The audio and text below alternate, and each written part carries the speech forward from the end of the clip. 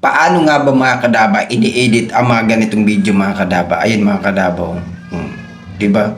Napakaganda ng effects 'di ba mga kadaba? At eto pa.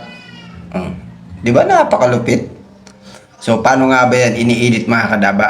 Tara, sundan nyo ang video nito.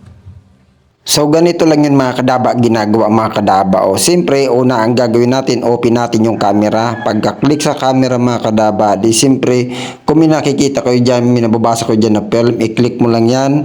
Then pag na-click mo na yung film, magpili ka lang dyan mga kadaba ng mga gusto mong gawing effects. Ang tawag dyan mga kadaba, video effects.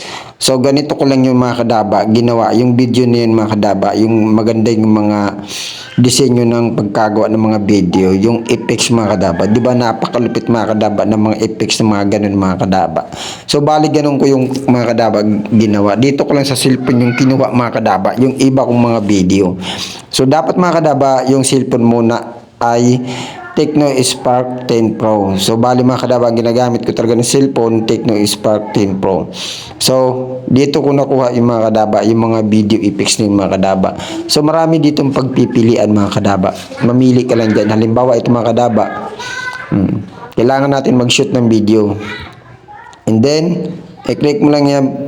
Pula na yan. Mag-record ka lang dyan mga kadaba. Tignan natin mga kadaba kung anong magiging resulta nito mga kadaba. Ito example ko lang ito mga kadaba para sa inyo mga kadaba.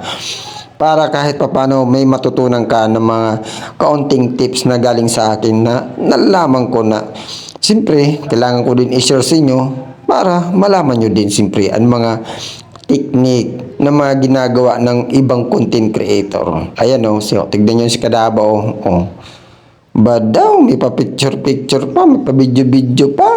So, ganyan lang yung mga kadaba, di ba? Napakalupit nga naman talaga mga kadaba, di ba? Di ba? Matindi. So, ganyan ko lang yung mga kadaba ginagawa.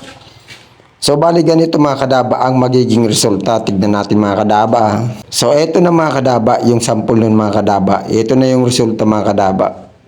Di ba? Napakalupit. Diba? So, ganun lang yung mga kadaba ini-edit.